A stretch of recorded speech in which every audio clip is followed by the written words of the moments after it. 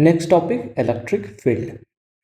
Okay, intensity of electric field and electric field strength दोनों एक ही चीज़ है, ठीक है। इसको ई से डिनोट करते हैं, किससे डिनोट करते हैं, ई से डिनोट करते हैं, ठीक है। ओके देखो, इसका डिफिनेशन क्या है, इसका डिफिनेशन है electric field strength at a point is defined as the electric force acting on a positive discharge place at the point divided by the discharge. Simple, क्या करना है, एक चार्ज है, ठीक है, एक चार्ज के क्या है, एक चार्ज के वजह से किसी पॉइंट पे जो इलेक्ट्रिक फोर्स जनरेट हो रहा है या स्ट्रेंथ लग रहा है उसी को क्या बोलेंगे, इलेक्ट्रिक फील्ड बोलेंगे, ठीक है। इलेक्ट्रिक फील्ड को सिंपली हम लोग क्या कहते हैं, electric field is equal to force by test charge, है ना। ये जो टेस्ट चार्ज है, इस टेस्ट चार्ज से इसको डिवाइड कर देंगे तो हमें इलेक्ट्रिक फील्ड मिल जाएगा।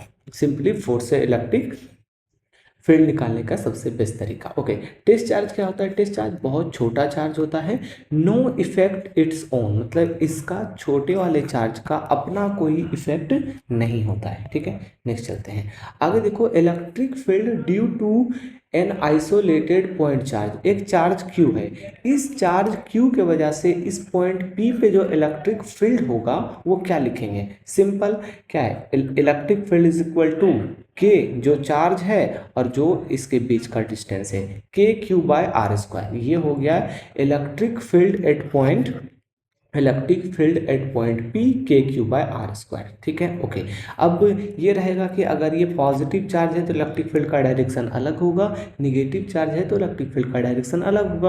पॉजिटिव चार्ज मतलब electric field away from the charge, negative charge electric field toward the charge, electric field क्या होगा, toward the charge, same. Okay, जिस तरह से इलेक्ट्रिक फील्ड है उसी तरह से ग्रेविटेशनल फील्ड भी पढ़ते हैं। अगर यहाँ पे मास है, इस मास के वजह से इस पॉइंट P, मान लो ये पॉइंट P होगा, तो इस पॉइंट पे जो इलेक्ट्रिक फील्ड आएगा क्या लिखेंगे, Gm/R²। ओके, और क्या होता है, जिस तरह से ग्रेविटेशनल फोर्स जो है ऑलवेज अट्रैक्टिव फोर्स होता है, उसी तरह से ग्रेविटेशनल फील्ड जो है हमेशा अट्रैक्टिव होगा, ठीक है। तो ग्रेविटेशनल फील्ड किधर लगेगा, मास के तरफ ही हमेशा ग्रेविटेशनल फील्ड भी होगा और क्या होगा, फोर्स भी उसी डायरेक्शन में होगा, ठीक है।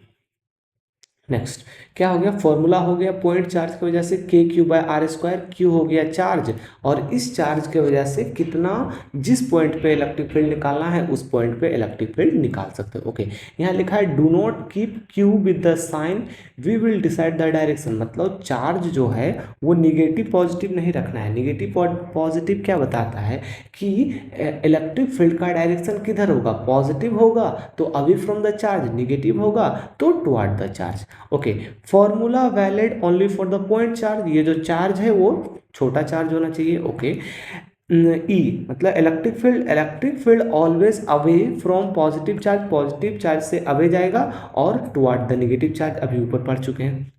ओके, अगला है E due to the point charge at its own location is not defined, ये क्या बोल रहा है, इलेक्ट्रिक फील्ड किसी भी पॉइंट चार्ज के लिए अपने लोकेशन, मतलब जैसे कि चार्ज यहाँ पे है और इसी पॉइंट पे इलेक्ट्रिक फील्ड पूछोगे तो नहीं, क्यों, क्योंकि R0 हो गया, R0 हो गया तो इलेक्ट्रिक फील्ड मतलब अपने पॉइंट पे, अपने लोकेशन पे डिफाइन नहीं है क्या, इलेक्ट्रिक फील्ड। ओके, ये भी पूछ सकता है यूनिट ऑफ इलेक्ट्रिक फील्ड क्या है, डायमेंशन क्या है, सिंपल इलेक्ट्रिक फील्ड का यूनिट क्या लिख सकते हैं, देखो इलेक्ट्रिक फील्ड का फॉर्मूला है फोर्स बाय चार्ज, फोर्स का यूनिट होता है न्यूटन, चार्ज का यूनिट हो गया coulomb, newton by coulomb, newton by coulomb हो गया क्या, इसका यूनिट। ओके, और हम लोग इलेक्ट्रिक फील्ड का एक और यूनिट लिखते हैं वोल्ट बाय मीटर, तो ये भी याद रखना है, जो हम लोग आगे जब पोटेंशियल पढ़ेंगे तो बताएंगे, ठीक है। Simply electric field is equal to force by charge, force का यूनिट न्यूटन और चार्ज का unit coulomb, newton by coulomb, और वोल्ट बाय मीटर हम लोग आगे फर्दर जब पोटेंशियल पढ़ेंगे तब पढ़ेंगे, ठीक है। डायमेंशन भी पूछा जा सकता है, तो डायमेंशन क्या होगा, सिंपल इलेक्ट्रिक फील्ड का फॉर्मूला है फोर्स बाय चार्ज, फोर्स का डायमेंशन MLTS, MLT-2, ये सबको याद रहता है, फोर्स का डायमेंशन MLT-2। ओके, और ऊपर अभी ऊपर चार्ज का डायमेंशन पढ़ चुके हैं, एम्पियर इंटू टाइम, इसको ऐड करोगे तो क्या होगा, टाइम ऊपर चला जाएगा, ए भी ऊपर चला जाएगा, टाइम ऊपर जाएगा तो माइनस में जाएगा, ए भी ऊपर जाएगा तो माइनस में जाएगा, तो एम हो गया, एल हो गया, ए पे पावर -1 हो गया और टाइम पे पावर -3 हो गया। तो ये हो गया डायमेंशन ऑफ इलेक्ट्रिक फील्ड। किसी का डायमेंशन याद नहीं कर पाओगे, ऐसा है नहीं है कि आप इलेक्ट्रिक फील्ड का डायमेंशन रटने लगे, नहीं। इलेक्ट्रिक फील्ड का फॉर्मूला पता है, फोर्स का डायमेंशन पता होता है, चार्ज का डायमेंशन पता होता है, तो उससे आसानी से बना सकते हैं। ठीक है, चलो अब एक सवाल कर लेते हैं। सवाल है electric field due to a charge is distance 3 metre from it is 5 newton by coulomb the magnitude of charge. मतलब एक चार्ज है, ठीक है, एक चार्ज क्यू है, इसको एक पॉइंट मान लेते हैं P जो चार्ज से 3 मीटर है, उस पॉइंट पे जो इलेक्ट्रिक फील्ड है वो 500 दिया है। अगर इलेक्ट्रिक फील्ड 500 दिया है तो हमें चार्ज का वैल्यू बताना है। तो इलेक्ट्रिक फील्ड इक्वल टू क्या लिख सकते हैं, के Q by are square. Okay, K का वैल्यू होता है 9 इंटू 10⁹। ओके, चार्ज हमें नहीं पता है और डिस्टेंस पता है 3 इंटू 3 और इलेक्ट्रिक फील्ड 500 दिया है। इसको सॉल्व कर दो, ये देखो 3 3 9 कैंसिल हो गया। Q इक्वल टू लिख सकते हैं 500 इंटू 10⁹ है ना, इधर नीचे जाएगा फिर ऊपर जाएगा तो 9 हो जाएगा। तो क्या हम लोग इसको ऐसे लिख सकते हैं 0.5 इंटू 10⁻+3 इंटू 10⁻⁻9। ओके, क्या इसको हम लोग ऐसे लिख सकते हैं, ये जो आंसर आया है कुलम में आ गया, ठीक है। यहाँ अब इसको आगे हम लोग सॉल्व करते हैं माइक्रो कुलम में लाने के लिए, ठीक है। तो इसको लिख सकते हैं 0.5 इंटू 10⁻⁻6 कुलम। इसको आगे लिखेंगे तो आ जाएगा क्या 0.5 माइक्रो कुलम का चार्ज यहाँ पे होगा जो Q है, ठीक है। सिंपल बेसिक फॉर्मूला लगाओ, आगे बढ़ा, ठीक है। चलो नेक्स्ट देखते हैं।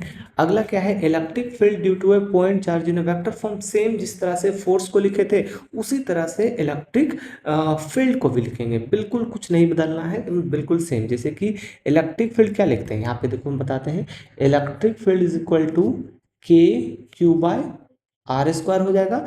और फोर्स को कैसे लिखते हैं, के q q by are square, ठीक है। सब कुछ सेम है, जिस तरह से फोर्स को वेक्टर में लिखते हैं उसी तरह से इलेक्ट्रिक फील्ड को भी वेक्टर में लिखेंगे,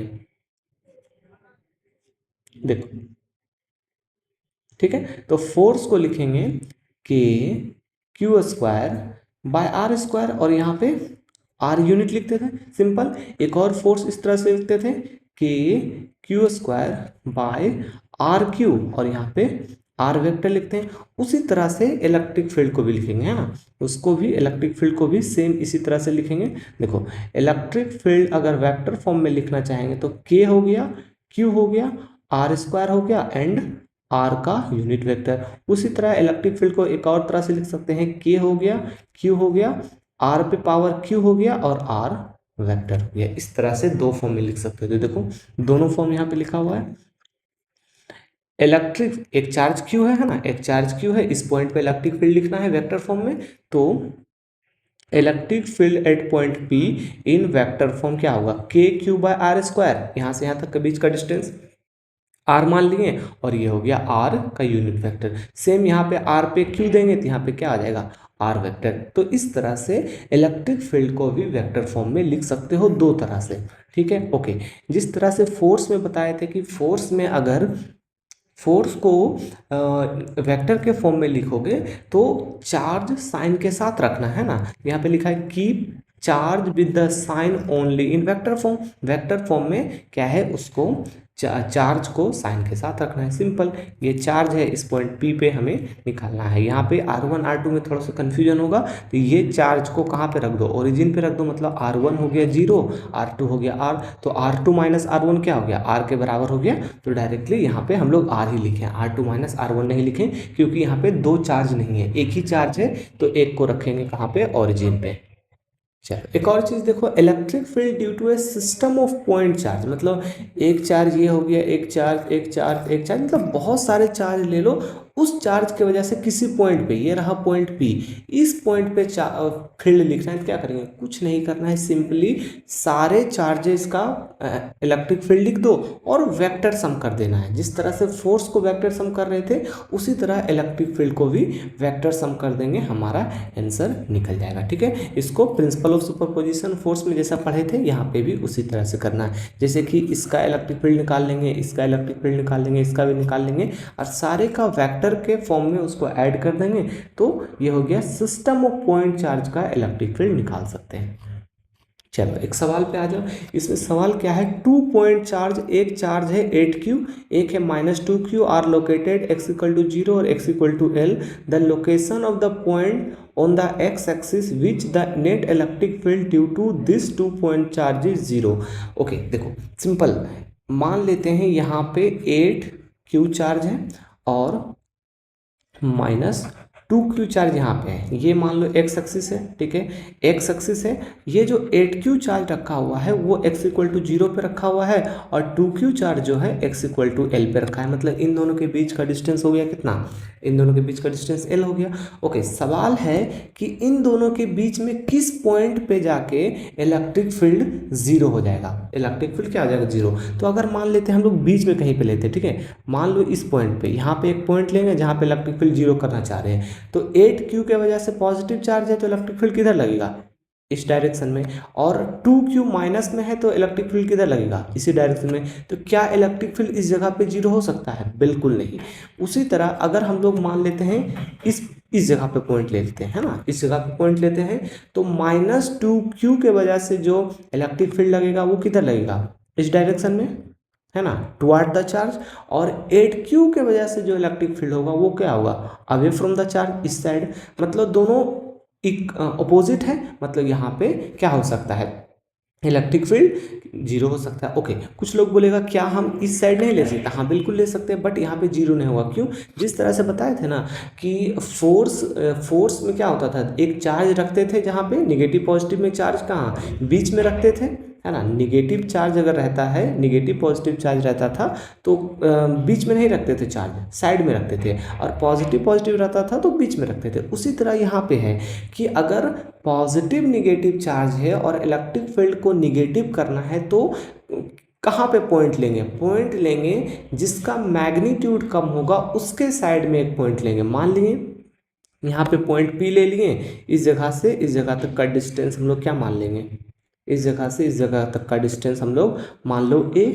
ठीक है, तो ये हो गया 1, ये हो गया 2, दोनों इलेक्ट्रिक फील्ड लिखेंगे तो 1 का इलेक्ट्रिक फील्ड इस डायरेक्शन में, 2 का इलेक्ट्रिक फील्ड इस डायरेक्शन में, दोनों को इक्वल कर दो, है ना। इलेक्ट्रिक फील्ड को 0 करना है, मतलब इलेक्ट्रिक फील्ड 0 मतलब दोनों इलेक्ट्रिक फील्ड क्या होगा, बराबर होगा, तभी एक दूसरे को कैंसिल कर देगा। तो निकाल लेते हैं, E1 = लिख सकते हैं, E1 क्या हो जाएगा 2kq, और यहाँ से कितना डिस्टेंस है, यहाँ से x डिस्टेंस है, तो सॉरी a डिस्टेंस है, a मान लिए स्क्वायर a²। ठीक है, फिर उसी तरह E2 लिखेंगे तो E2 क्या आ जाएगा, यहाँ पे 8 हो गया, k हो गया, q हो गया, टोटल डिस्टेंस कितना है, देखो इस जगह से इस जगह तक का डिस्टेंस l हो गया, और फिर l + a, है ना, l + a, मतलब यहाँ लिख सकते हैं l + a का होल स्क्वायर, l + a का होल स्क्वायर। अब दोनों इलेक्ट्रिक फील्ड को क्या करेंगे, बराबर कर देंगे। E1 = E2, तो क्या हो जाएगा 2kq by a² = 8kq by l + a का होल स्क्वायर। देखो kq काट, तो यहाँ से ये कट गया 4 टाइम, तो क्या आ गया, इधर आ गया 1/a² = 4/l + 4/l + a का होल स्क्वायर। इसको 4 को क्या लिख सकते हैं, 2 पे स्क्वायर लिख सकते हैं। ओके, तो स्क्वायर हटा दो, इस साइड क्या बचेगा, इस साइड बचेगा 1/a, उधर बचेगा 2, इधर बचेगा l/l + a। ठीक है, cross multiplication 2a = l + a। ठीक है, तो इधर ले आओ तो a = आ गया l, मतलब a जो ये हम लोग जो a डिस्टेंस माने हैं इसका वैल्यू आ गया l के बराबर। अब सवाल क्या है, कहाँ पे 0 होगा, तो अगर हम लोग इस जगह से देखते हैं, 8q चार्ज से देखेंगे तो l डिस्टेंस पे ये है और ये जो पॉइंट है ये भी इस जगह से l डिस्टेंस पे है, मतलब टोटल कितना हो गया l प्लस l, टोटल हो गया 2l, मतलब 2l डिस्टेंस पे इलेक्ट्रिक फील्ड जीरो हो जाएगा। ठीक है, सेम क्या बोलता है फोर्स वाला चीजें हैं। ठीक है,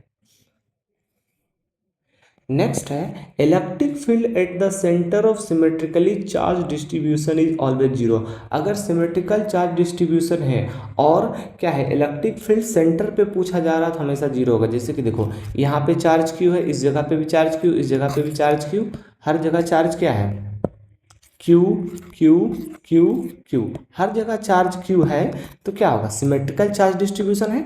सेंटर पे इलेक्ट्रिक फील्ड पूछेगा, सेंट्रल पे इलेक्ट्रिक फील्ड पूछेगा, क्या होगा एक दूसरे का इलेक्ट्रिक फील्ड कैंसिल कर देगा। जैसे कि ये वाला इलेक्ट्रिक फील्ड ये वाला इलेक्ट्रिक फील्ड को कैंसिल कर रहा, ये वाला इलेक्ट्रिक फील्ड ये वाला इलेक्ट्रिक फील्ड को कैंसिल कर दे रहा, मतलब क्या हो गया electric field at the centre zero हो गया। सेम सिमेट्रिकल चार्ज डिस्ट्रीब्यूशन, इस जगह पे देखो ये चार्ज इसको कैंसिल कर दिया, मतलब ऊपर वाला नीचे वाला का कैंसिल, ये इसको कैंसिल कर दिया, ये इसको कैंसिल कर दिया, मतलब सिमेट्रिकल चार्ज डिस्ट्रीब्यूशन में electric field at the centre zero हर जगह। देखो ये इसको कैंसिल, ये इसको कैंसिल, ये इसको कैंसिल। ठीक है, हो गया।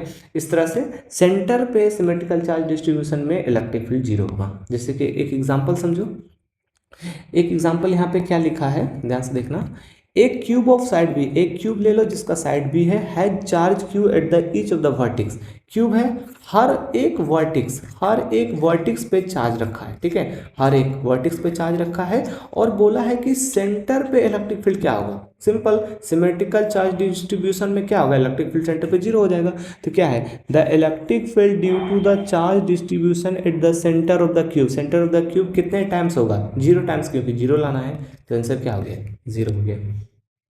आंसर क्या हो गया जीरो।